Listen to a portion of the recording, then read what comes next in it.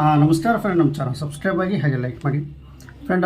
ಸಂಪುಟ ಸಭೆ ವಿಸ್ತರಣೆ, ಯಾರ ಸಚಿವರಿಗೆ ಯಾವ್ಯಾವ ಖಾತೆ ಅನ್ನೋದು ಎಲ್ಲ ಮಾಹಿತಿ ಹೊರಬಂದಿದೆ ಫ್ರೆಂಡ್. ಈಗ ನಮಗೆ ಬೇಕಾಗಿರೋದು ವಸತಿ ಕಲ್ಯಾಣ ಇಲಾಖೆ, ನಮಗೆ ವಸತಿ ಯೋಜನೆ ಸಚಿವರು ಯಾರು ಅನ್ನೋದು ಫ್ರೆಂಡ್. ಈಗೆಲ್ಲ ಕ್ಲಿಯರೆನ್ಸ್ ಆಗಿದೆ. ಈಗ ಸದ್ಯಕ್ಕೆ ವಸತಿ ಸಚಿವರಾಗಿದ್ದಂಥ ಹಿಂದೆ ವಸತಿ ಸಚಿವರಾಗಿದ್ದಂಥ ಜಮೀರ್ ಅಹ್ಮದ್ ಅವರು ಹಾಕಿದ್ರು. ಈಗ ಅವ್ರನ್ನ ಬೇರೆ ಕಡೆ ಸಚಿವರ ಸ್ಥಾನ ಕೊಟ್ಟು ನಂತರ ಈಗ ಆ ಜಾಗಕ್ಕೆ ವಸತಿ ಸಚಿವ ಸ್ಥಾನಕ್ಕೆ KM ಶಿವಲಿಂಗೇಗೌಡರು ಕೊಟ್ಟಿದ್ದಾರೆ ವಸತಿ ಯೋಜನೆಗೆ ಫ್ರೆಂಡ್. ಈಗ ಏನಪ್ಪ ಅಂದರೆ ಇವ್ರ ಬಗ್ಗೆ ಒಂದು ಸ್ವಲ್ಪ ಮಾಹಿತಿ ತಗೋಣ. ನಮಗೂ 1 ಲಕ್ಷ ವಸತಿ ಯೋಜನೆಗಳು ಸಾಕಷ್ಟು ನಿಂತಿದ್ದಾವೆ.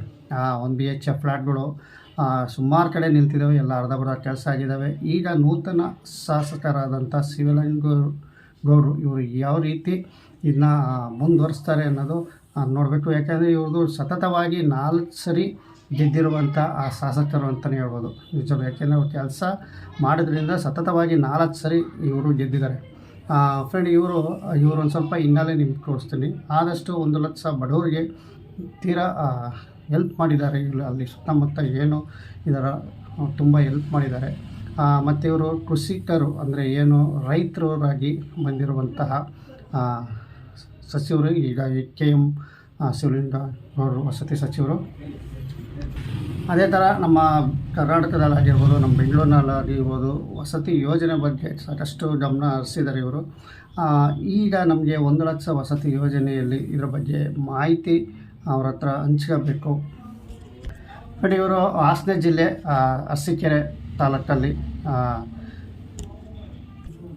ಕುಡುಗುಂದಿ ಗ್ರಾಮದಲ್ಲಿ ಇವರು ಜನಿಸಿರ್ತಾರೆ. ಸುಮಾರು 1958ರಲ್ಲಿ ಇವರು ಜನಿಸಿರ್ತಾರೆ. ಈಗ ಅವ್ರಿಗೆ 68 ವರ್ಷ ವಯಸ್ಸಾಗಿದೆ ಫ್ರೆಂಡ್. ವಸತಿ ಸಚಿವರಾದಂಥ KM ಶಿವಲಿಂಗೇಗೌಡರಿಗೆ ಫ್ರೆಂಡ್. ಇವರು ಹಾಸನ ಜಿಲ್ಲೆ ಸರ್ಕಾರಿ ಸ್ಕೂಲಲ್ಲಿ ಓದಿರುವಂಥ ಕಾಲೇಜು 1980ರಲ್ಲಿ ಸರ್ಕಾರಿ ಕಾಲೇಜಲ್ಲಿ BA ಮುಗಿಸಿರುವಂತಹ ರೈತ ಕುಟುಂಬದವರು ಅಂತಲೇ ತಿಳಿಸ್ಬೋದು ವಸತಿ ಸಚಿವರಾದಂಥ ಶಿವಲಿಂಗೇಗೌಡರು.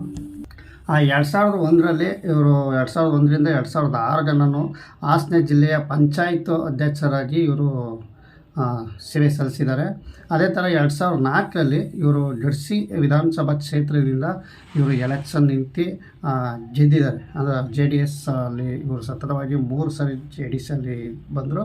ಬಟ್ 2004, 2008, 2013ರಲ್ಲೂ ಸಹ ಇವರು JDSಲ್ಲಿದ್ದರು. ಅದರ ನಂತರ 2023ರಲ್ಲಿ ಕಾಂಗ್ರೆಸ್ಗೆ ಸೇರ್ಪಡೆಯಾಗಿ ಈಗ ಅವರು ಸಚಿವ ಸ್ಥಾನ ಪಡೆದುಕೊಂಡಿದ್ದಾರೆ ಅಂತಲೇ ಹೇಳ್ಬೋದು ಫ್ರೆಂಡ್. ಈಗ ಏನು ನಮ್ಮ ಬೆಂಗಳೂರಿನಲ್ಲಿ 1 ಲಕ್ಷ ವಸತಿ ಯೋಜನೆಗಳು ಸ್ಟಾಪ್ ಆಗಿದಾವಲ್ಲ, ದಯವಿಟ್ಟು ಇವು ಗಮನಕ್ಕೆ ತಂದು ಇದ್ರ ಬಗ್ಗೆ ಎಲ್ಲೆಲ್ಲಿ ಸ್ಟಾಪ್ ಆಗಿದೆ ಅಲ್ಲಿಗೆ ವಸತಿ ಸಚಿವರು ಆದಷ್ಟು ಗಮನಿಸಬೇಕು. 1 ಲಕ್ಷ ವಸತಿ ಯೋಜನೆಗಳು ಬೆಂಗಳೂರಿನಲ್ಲಿ ಆದಷ್ಟು ಸ್ಟಾಪ್ ಆಗಿದ್ದಾವೆ.